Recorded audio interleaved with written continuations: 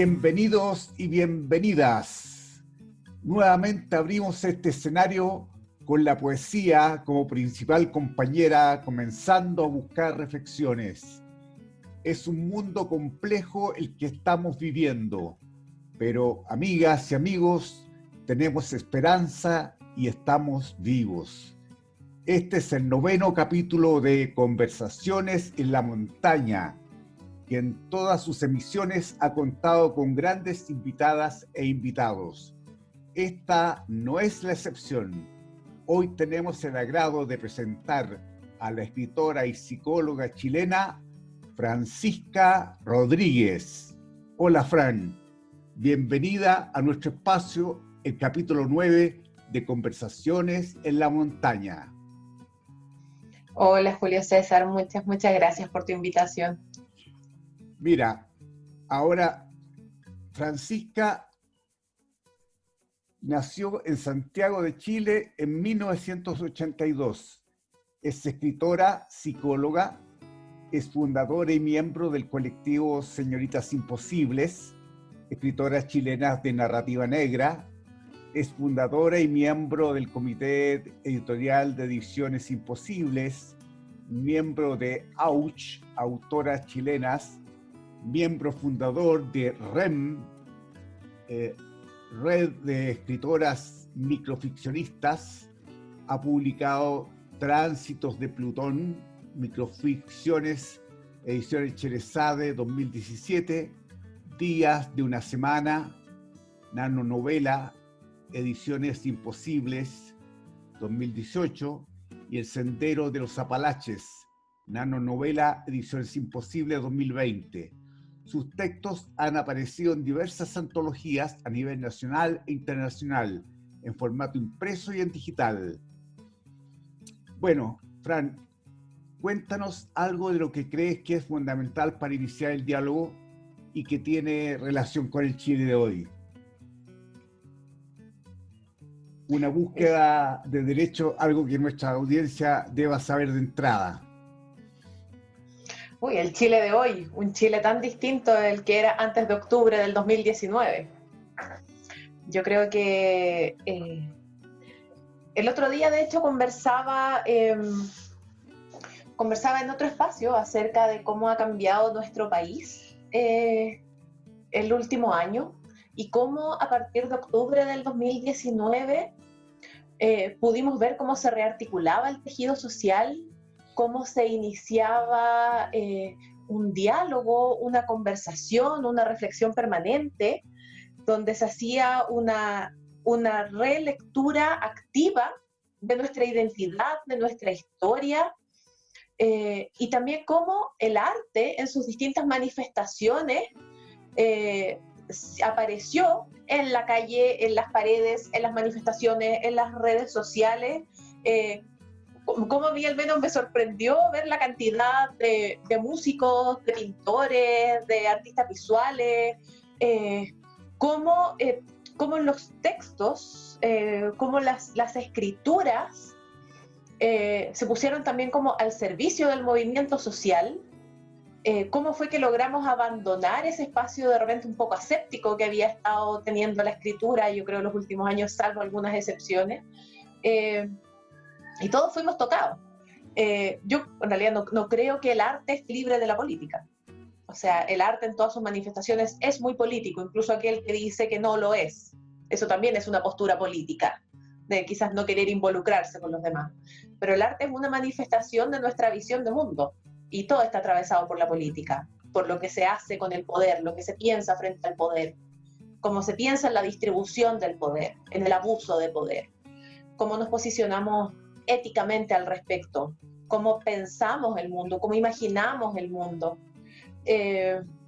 Entonces, bueno, yo creo que cuando pensamos como en la literatura, en la actualidad, yo creo que de partida no podemos hacerlo, no se puede hacer pensándolo ajeno a un territorio, y un territorio que tiene una trayectoria y tiene una historia. Y en ese caso estamos hablando del Chile el 2020 en contexto de pandemia, post estallido social, post también le podríamos decir revuelta social, alzamiento, Así que yo creo que, claro, no podemos pensar la escritura en Chile no considerando todos esos elementos. Fue un momento extraordinario esto del estallido social para todo el mundo. Y yo concuerdo contigo cuando tú dices que lo que explotó fue el arte en Chile.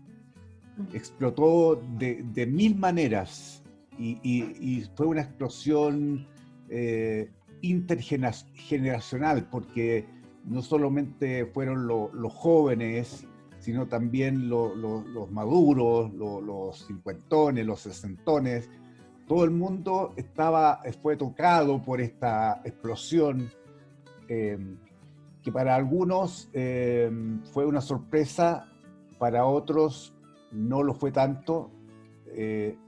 Para quienes acompañaron el proceso social que se venía alarmando en la sociedad, no fue una sorpresa, porque estalló como un grito popular, un grito de basta ya, de tanto abuso, de tanta prepotencia, y fue un momento tan importante que obligó a la clase política a participar, a dar curso a una nueva constitución, ni más ni menos.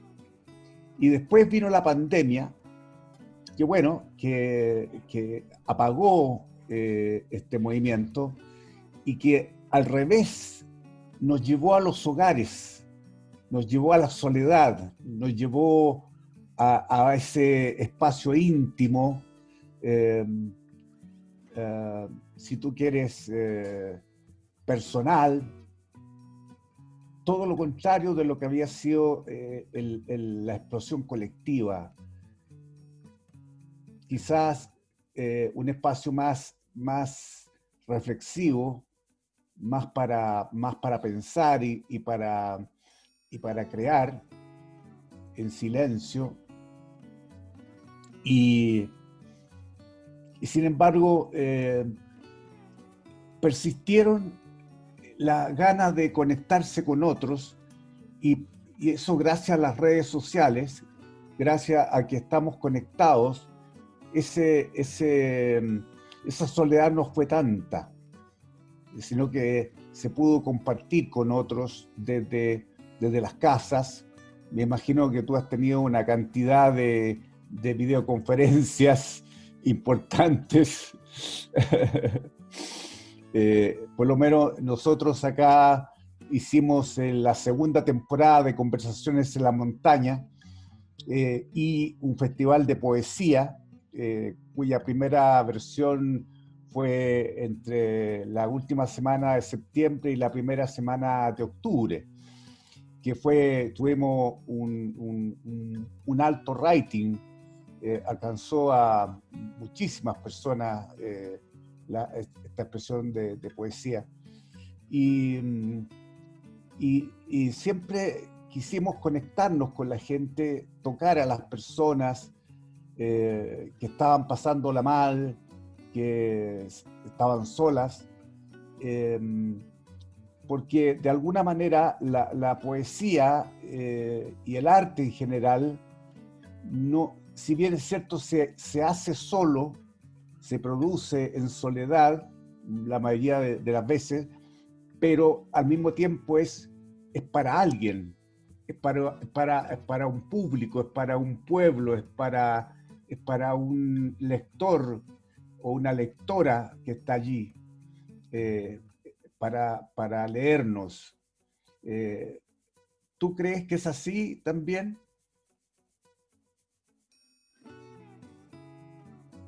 O sea, yo estoy de acuerdo que el arte nos lleva a una conexión y a un diálogo con un otro.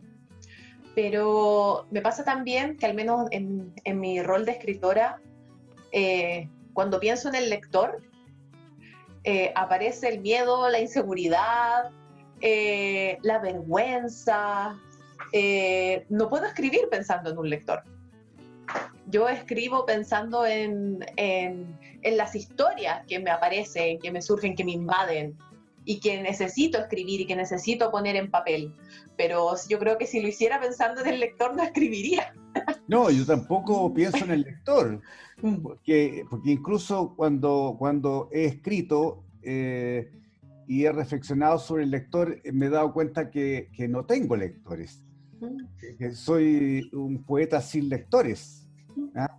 Y que he ido construyendo la audiencia en la medida que voy haciendo cosas. Pero cuando escribo, soy un escritor o un poeta que no tiene lectores. Pero después, en la acción, me voy construyendo una audiencia, y ahí mi escritura toma sentido,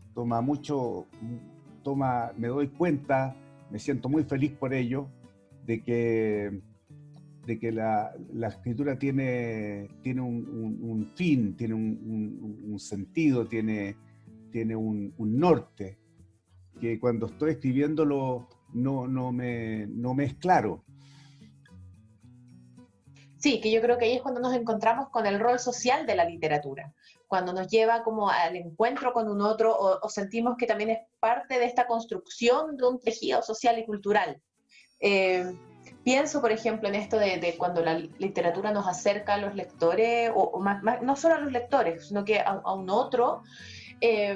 Pienso, por ejemplo, en las lecturas públicas que se han organizado en estos tiempos de pandemia, cuando se reúnen, lo que tú hablabas del Festival de Poesía, por ejemplo, o cuando se reúnen escritores de microficción, cada uno a leer textos en formato carrusel,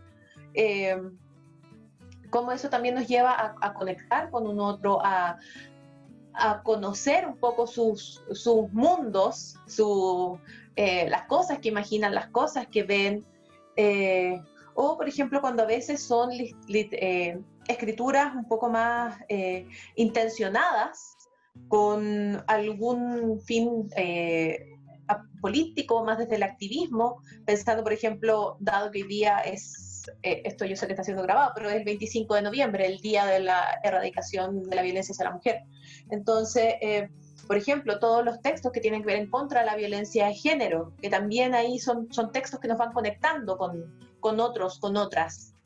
Como el Basta, por ejemplo. Exactamente, de hecho estaba pensando en el Basta, como por ejemplo ese fue un proyecto literario que llevó a cabo Editorial Asterión, a cargo de Pía, un proyecto que sacaron Pía, Gabriela, y las otras escritoras que están trabajando en Asterión. Ese proyecto que se ha internacionalizado y que ha armado una gran comunidad de escritores y escritoras en contra de la violencia de género, como también se han hecho una serie de talleres en distintos lugares, ya no solamente pensando en esto como de la lectura que puede estar más asociada a una élite, sino que es una literatura, es una escritura activa, una escritura que promueve y que piensa en el cambio social, y que va a los territorios, que trabaja en poblaciones, que va a las escuelas, que va hacia donde está la gente, que trabaja en ese cambio social, en la interacción con un otro. Al presentar esta realidad de la violencia, al mostrarla, al permitirnos discutir acerca de ella, que no sea solo un concepto abstracto, que nos permita materializarlo y que sean vivencias con las que nos podemos relacionar. O, por ejemplo, lo que hizo Lisette Alvarado, que es una actriz chilena. Ella trabajaba con mujeres víctimas de violencia de género en un taller de teatro, y ella creó una obra que se llama El Viaje, en la que incorporó muchos textos del Basta, 100 escritoras contra la violencia de género, para armar esta obra teatral, en la que actuaban estas mujeres. Fue una obra que además lograron sacar de viaje. Entonces la llevaban, es una obra itinerante, la llevaban a varios lados mostrando también esto. Y también creo que además del guión que logró unir estos textos, también el que haya sido performado, que haya sido representado por mujeres víctimas de agresiones, víctimas de violencia, que se identificaron con estos textos, también yo creo que le otorga un valor distinto. Entonces también vemos ahí cómo la literatura puede ir cambiando de formato, sí, cómo la literatura se va haciendo cuerpo. Sí, esta idea muy muy nueva, de que los textos que uno escribe se pueden presentar de distintas formas. De hecho, el lanzamiento de La Montaña fue presentada como una performance más cercano al teatro que a la poesía misma.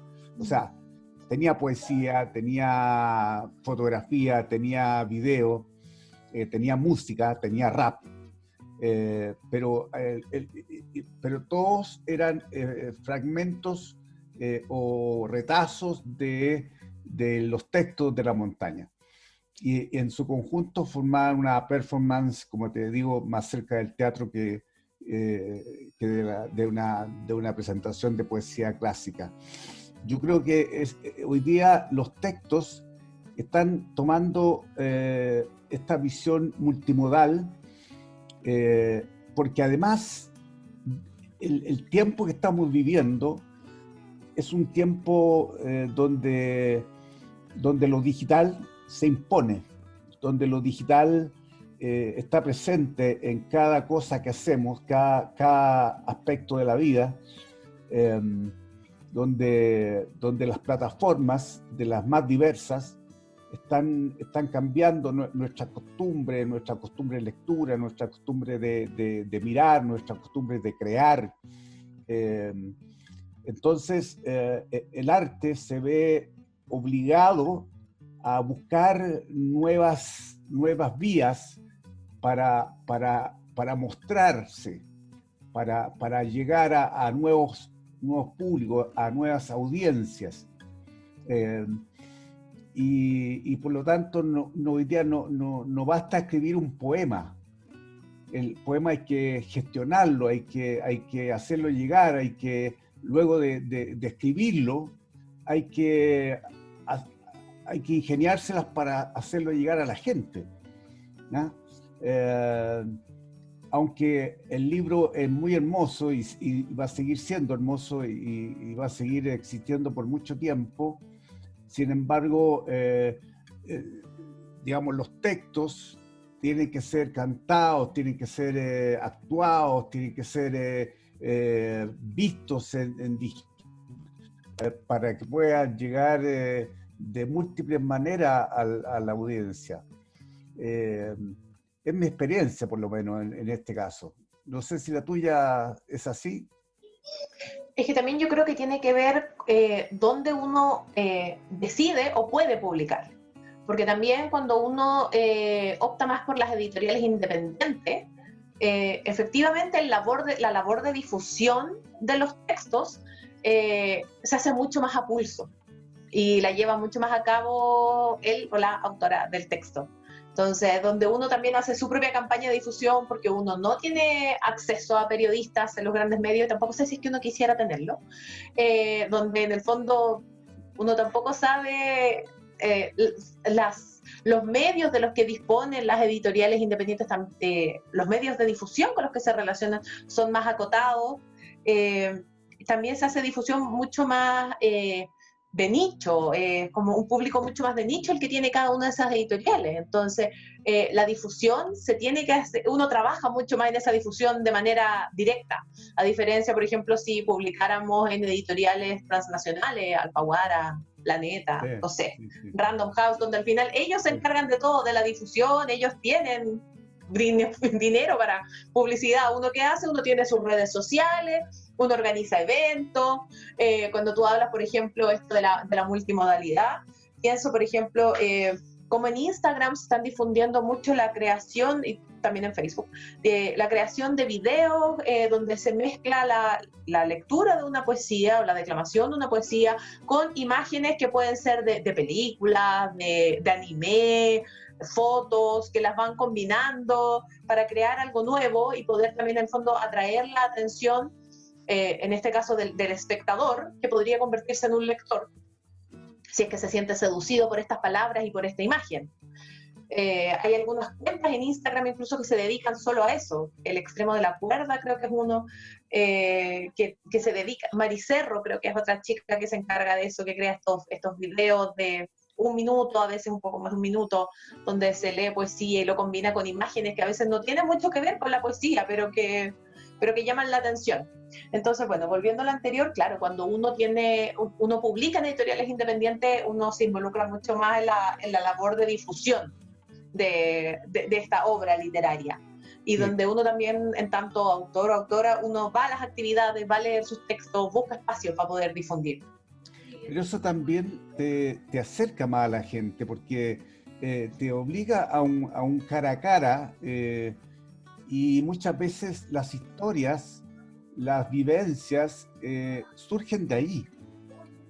El material para el libro nuevo, el material para la creación nueva, surge de esa interacción. Precisamente, por ejemplo, si vas a recorrer Chile, no me cabe duda que te vas a impregnar de los sabores sureños, los sabores del norte, de la gente, y vas de alguna manera a hacerlo aparecer en textos. ¿Ah? Bueno, yo creo que es un reto la difusión para todos nosotros hoy día y siempre, pero hoy lo digital nos lleva por otros caminos, nos lleva por caminos mucho más certeros, digamos, a lograr ciertas cosas que si no tuviéramos lo digital no podríamos, simplemente no podríamos. Por ejemplo, con muy poca plata se puede hacer una campaña de difusión, pero porque nunca un autor va a tener suficiente dinero como estas grandes editoriales, ¿no? Así que una invitada que tuvimos, que se llama Vivian Lavín, nos contaba que Random House Mondadori, que es la editorial más grande del planeta, que publica a autoras chilenas, pero tiene la costumbre de difundir solamente en Chile la literatura chilena. Como uno se imaginaría que Random House es una plataforma para toda América, y sin embargo ellos solamente difunden acá en Chile y no llevan a otras partes la literatura chilena. Y eso también hace que la literatura chilena o argentina o uruguaya o lo que sea, se quede encapsulada en el país. ¿Te fijas? Es otro tipo de circunscripción, es otro tipo de arrinconamiento en la literatura. ¿Ah? Y quizás, digamos, la única forma de romper eso es con las redes sociales y con programas como el Basta. Programas como el Basta que se pueden replicar en distintos países, o programas como Los Abuelos Cuentacuentos, que se pueden también replicar en distintos países. Y hay que encontrar la forma de participar con otros para que tus programas, tu arte llegue a otros en otros países que comparten lo mismo que tú, lo mismo que lo tuyo. Nosotros por lo menos estamos pensando en relanzar el Partido Mágico del Pueblo, ¿ya? Invitando a todos los poetas y todos los creadores de todas partes a sumarse a este movimiento. Capaz que tengamos hasta parlamentarios. Así que, bueno, ¿sabes qué, Fran? Tú tienes un par de textos muy bonitos que a mí me gustaría leer acá. No te preocupes, pero yo no sé si bonito es el adjetivo que yo usaría con esos textos. Bueno, es que, perdona por lo cliché, pero... No, es que no sé si entra como en la categoría que la gente piensa como de bonito. Bueno, dejemos que la gente juzgue. Acá tengo uno que dice días de una semana. Domingo 27 de mayo de 2018, 22:30 horas, Pittsfield, Massachusetts. Una de las luces traseras del vehículo estaba rota. Era un control de rutina. Usar una multa y citarlo al tribunal, pero no se quiso detener. Lo perseguimos durante varios kilómetros. Cuando se vio acorralado, se bajó del automóvil e intentó huir a pie. Lo sometimos entre varios. En ese momento escuchamos unos golpes provenientes del auto del detenido. Abrí el maletero e iluminé el interior. La luz se reflejó en los ojos asustados de una mujer amordazada. Y hay otro que se llama El Sendero de los Apalaches. Primero, el Sendero de los Apalaches fue creado en 1937 y une el país desde Georgia hasta Maine, atravesando 14 estados. Cuenta con más de 3.500 kilómetros de caminos que solo pueden ser recorridos a pie. Las principales amenazas que los excursionistas pueden encontrar son las condiciones climáticas adversas y los ataques de animales, junto con errores humanos y enfermedades diversas. Con orgullo podemos afirmar que la tasa de homicidios se mantiene bastante baja en el lugar, considerando la enorme cantidad de gente que lo frecuenta cada año. Pero al iniciar el trayecto, usted no sabe si será parte de esa estadística o no. Sí, esos son los dos primeros capítulos, o sea, el primer capítulo de cada una de las nanonovelas. Sí, La entrada. Y cuéntanos, esta nanonovela, ¿cuál es la temática de ella?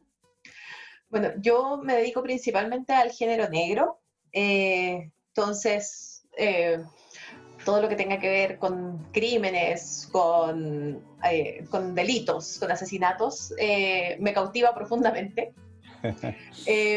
Además, bueno, estos están publicados en Colección Ágata de Ediciones Imposibles, y cuando escribí el primero, Días de una semana, yo estaba viviendo en Boston.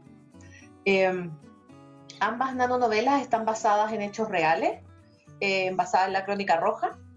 En el primero le cambié la ciudad, porque si le ponía la ciudad original iba a parecer como una mala talla. Entonces, el primero ocurrió así: hubo un hombre que tenía una luz rota, entonces la policía lo fue a detener, el hombre intentó resistirse y cuando lo detienen abren el auto y había una mujer adentro. Entonces empiezan a investigar más y resulta que este era un tipo que era un violador serial, había violado ya un par de mujeres más, habían puesto las denuncias pero no lo habían atrapado. Wow. Entonces, a partir de eso yo creé una nanonovela de ficción, o sea, por lo tanto modifiqué algunos datos, modifiqué parte de la información, acerca también como de este caso, de cómo se pudo haber develado esta situación.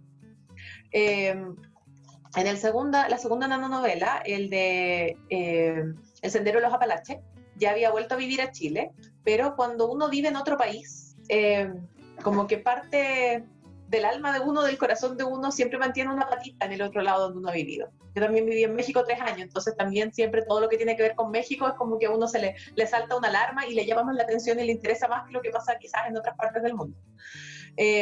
Y eso fue también a partir de una noticia en el que un hombre apuñaló a un par de excursionistas en el Sendero de los Apalaches. Entonces, a partir de ese caso, estuve investigando un poco más y armé esa nanonovela, que para mí también tiene que ver con, tendemos a pensar en los asesinos o en los asesinatos que ocurren más en contexto urbano, muchas veces también vinculado al robo o a la violación como a otro delito. Y en este caso era un tipo que tenía una patología mental. Entonces, y como también esto de que uno está de vacaciones y te puede topar. Entonces, desde ahí también surge esa del Sendero de los Apalaches. Porque te puede ocurrir cualquier cosa en cualquier momento de la vida. Sí, yo creo que ahí en realidad nadie como que se salva mucho. Tampoco uno puede andar a la paranoico por la vida y dejar de hacer la vida. Pero es como cosas que pueden pasar. ¿Y de dónde te viene este sentimiento, esta atracción por los crímenes y la crónica roja y los homicidios? Así, ¿de dónde me viene? No sé, pero siempre ha estado presente. O sea, no sé, recuerdo chica, quinto, sexto básico, entre leer Sherlock Holmes, Agatha Christie, leer también, empezar a leer acerca de Perry Mason. Entonces, de hecho, mucho así como del pulp, como muy chica, entonces, y en eso del misterio. Y después también interés un poco en la psicología forense, aunque nunca me atreví a tirarme por esa línea, pero sí después me formé bastante en intervenciones reparatorias con niños víctimas de maltrato, de abuso sexual. He trabajado con niños víctimas de explotación sexual comercial infantil, y también siempre he trabajado en poblaciones vulnerables, donde uno también se enfrenta a las otras formas de violencia. La violencia también, visualizando mucho también la violencia institucional, la violencia que proviene del sistema. Contra las personas. O sea, uno cuando es capaz de ver como las múltiples violencias, cuando uno alcanza a ver las trayectorias y es como, si el Estado funcionara, esta situación a la que yo me estoy enfrentando ahora no habría pasado, porque se podría haber evitado tantas veces antes.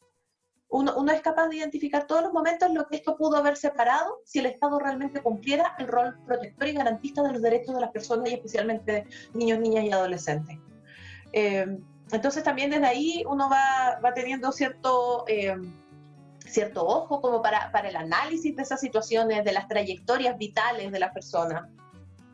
También como por ejemplo en el último caso, que es esta persona que tenía esquizofrenia, como también uno ve la atomización de la sociedad, como esto de cómo la gente va perdiendo vínculos significativos, donde se pierde la idea del cuidado del otro y por el otro, donde al final las personas quedan a la deriva, y si a lo mejor las relaciones sociales, si los lazos fueran más cercanos, más importantes, si hubiera realmente una concepción, una lógica del cuidado por el otro, también eso se podría haber evitado, porque en el fondo esta persona tuvo un problema de salud mental que no fue controlado a tiempo, donde abandonó el tratamiento, donde no hubo nadie que pudiera acompañarlo.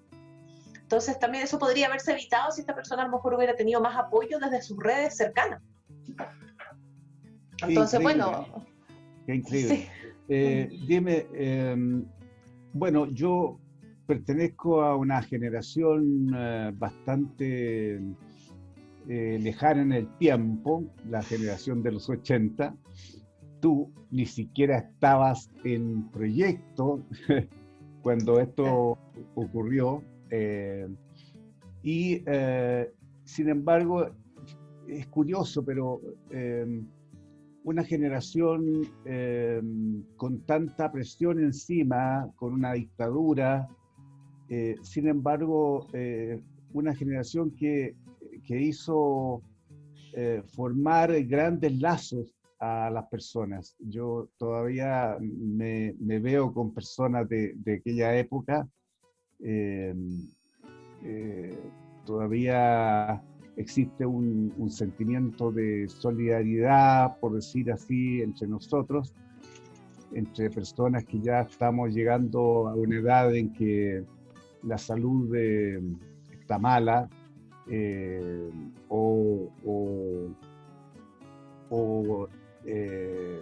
no está el dinero suficiente para sostener la vida. Entonces, sin embargo,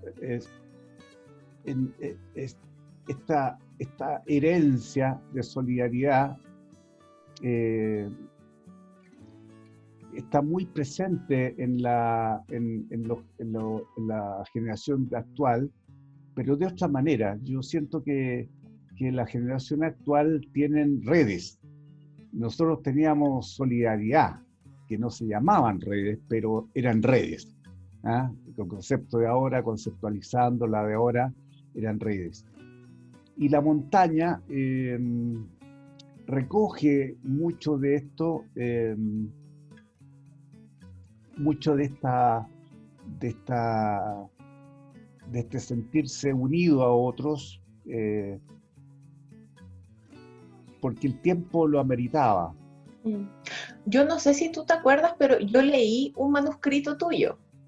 Sí, me acuerdo mucho, muy bien. Yo le estaba contando a Salvador, el director del programa, que tú habías leído el manuscrito, uno de los tantos borradores, y me habías hecho una crítica sobre la línea del tiempo, que yo la corregí. La corregí en el último, ya en el texto definitivo. Eso está corregido, ¿ya? Así que para que tú sepas. A mí me gustó mucho, ahí no era poesía, eso era narrativa, como toda la experiencia en los 80, en el Campus Oriente, pero que también era una búsqueda y en la construcción de la identidad y del lugar en el mundo, no solo como del lugar, desde el querer saber quién soy, sino que desde quiero aportar y quiero encontrar cómo hacerlo, quiero ser parte de esta construcción del mundo.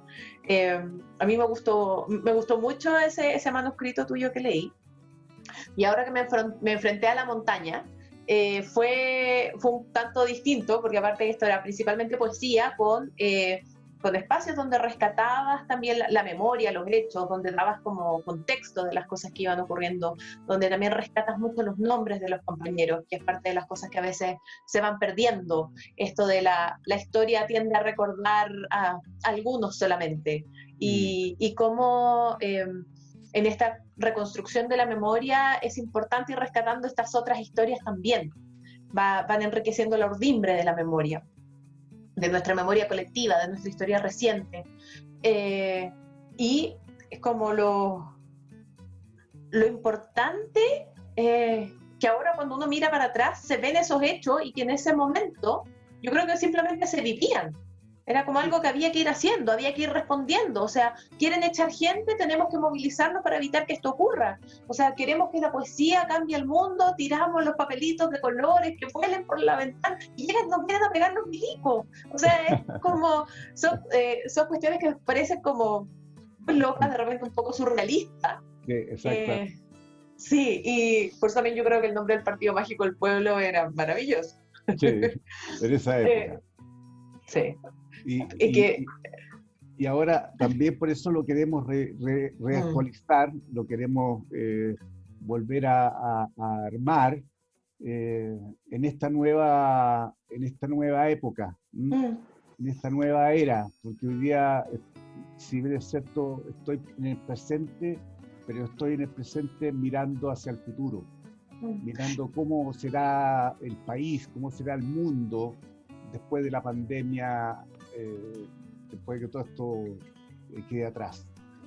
Es que sabes que cuando pensamos como en el Partido Mágico del Pueblo, pero también cuando pensamos en todas estas acciones artísticas que veíamos en los 80, yo creo que hacen mucho eco y mucho reflejo con lo que ocurrió a partir de octubre del año pasado. O sea, cuando había manifestaciones en Plaza Italia y la gente, sobre todo al principio, era como que llegaban con una ollita y una cuchara y aparecían los militares con tanqueta apuntando en la calle. O sea, en realidad es como una locura total. O sea, donde las manifestaciones eran, vamos a hacer una coreografía, vamos a bailar las tesis. Esa es la gran intervención. Y los otros tirándonos bombas lacrimógenas, aparece el guanaco, aparece el zorrillo, tiran balines, nos vuelan los ojos. Entonces, realmente también es nuevamente como sentir eso, así como aparece el arte de estas manifestaciones micro, este arte que es socializado, que es construido en las relaciones con otro, donde no es solo como el artista, es como la creación colectiva, donde vemos, por ejemplo, la gente que se pone a... las que se ponen a bordar, las que hacen lienzo, las que hacen comparsa, los músicos, la cantidad de músicos que salieron a las calles, músicos que no están en eso para poder ganar dinero, que están en eso porque les apasiona. Lo mismo también con la gente que ha escrito y que ha donado sus textos, que ha regalado sus textos, que los publica en las redes sociales para que la gente lo difunda.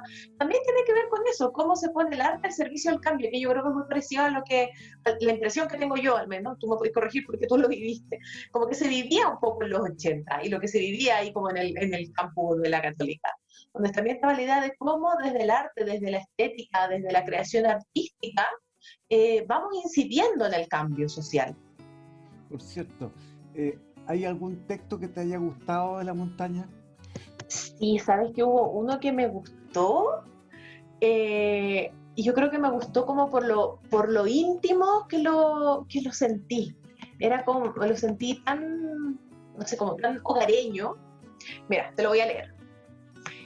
Se llama Todas las mañanas del mundo, para Paulina. Sí. La leche hierve y se derrama caliente, contenida por el tazón con café. Así me derramo yo entre tus entrañas. En el fondo de ti, iluminados, están mis hijos, 2 semillas enterradas en el corazón. Me arrastras hacia ti, como el río que arranca todos los helechos y se los lleva al mar. Me llevas, tú y yo, como niños enredados en una pelea mortal. Tú me vences y yo te venzo, y los dos caímos desplomados, uno en el otro, y uno y otro somos uno. Tú y yo, y los niños, él y ella, nuestros hijos. Todas las mañanas del mundo, la leche hierve y se derrama caliente, contenida por el tazón de café, por el tazón con café, así te derramas tú por mis entrañas. Yo creo que la idea como de intimidad, de casa, de lo acogedor que da el texto, pero también está la sensualidad y el erotismo mezclado ahí. Yo creo que eso fue lo que me gustó. También me gustó uno que le escribiste a la negra. Sí. Sí, ese también me gustó, pero tenía que elegir uno nomás, así que me quedé con ese. Sí, bueno, mira, estamos llegando al final del programa. Ha sido muy interesante conversar contigo. Y sobre todo porque eres una escritora joven, con muchos años por escribir por delante. Y te deseo años felices.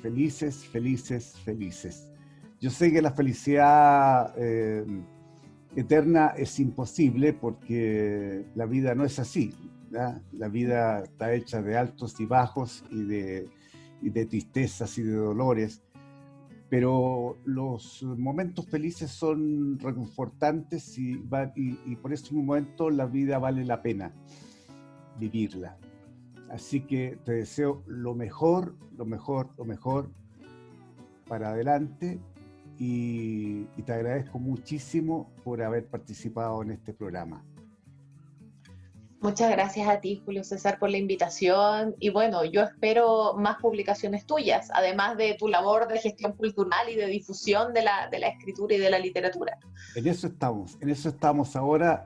Voy a publicar ahora la novela. Sí, va la novela, que por el momento se llama Los hilos de la memoria, pero probablemente le cambiemos el título. Esto va a ser publicado el próximo año, seguramente en el primer semestre. Por supuesto que estoy trabajando en nuevos textos. Tengo un montón de textos acumulados de microficciones, de poesías cortas, de poesías de un verso, de 2 versos. Y no sé qué voy a hacer con todo eso, pero algo haré. Y por supuesto que hoy día mi alma va de la narración a la poesía, distintamente, o sea, como ahí voy. No sé si soy poeta o soy narrador o escribo la narrativa para darle contexto a la poesía. Puede ser también. Pero en esta idea de lo multimodal es muy propio esta cosa de moverme de un género a otro con mucha facilidad. Así que veremos qué voy a hacer en este año que viene, pero seguramente van a haber 2 publicaciones, una en el primer semestre y otra en el segundo. Así que eso nos espera. Y otras acciones más por el Partido Mágico que pretendo llevar a la digitalización a la mayor cantidad de poetas, hombres y mujeres de Chile y de cualquier parte del mundo que quieran, de habla española, por supuesto, porque siento que la poesía se ha quedado en una aldea que tiene que ser universal, que tiene que abrir los brazos y acoger a todo el mundo, y en eso encuentro que las plataformas son geniales, son realmente una bendición, y poder llegar a muchas partes del mundo, y también lo digital es frágil, porque se acaba los sitios web, se acaba la poesía, ¿entiendes? Entonces hay que saberlo, siempre actualizar y mantener eso vigente, y llevarlo al papel, y llevar la poesía al papel, para que sí pueda trascender y sí pueda, aunque sea en una librería de viejo, pero esté ahí presente para todos. Así que muchas noticias, muchos proyectos para el próximo año. Espero que tú también, y espero saber de ellos a través de las redes, y te vuelvo a dar las gracias. Gracias, que estés muy bien. Ya, gracias. Y a ustedes, amigos, los esperamos en el 10º programa, que vamos a hacerlo la primera semana de diciembre, y les pedimos que revisen www.juliocesaribarra.cl o La Montana Epopeya de Autor.cl, donde están albergados estos programas que estamos haciendo. Nos vemos una próxima vez. Un beso grande para todos y para todas, y no se sientan solos, porque nosotros estamos con ustedes y estaremos siempre acompañándolos. Hasta pronto. Adiós.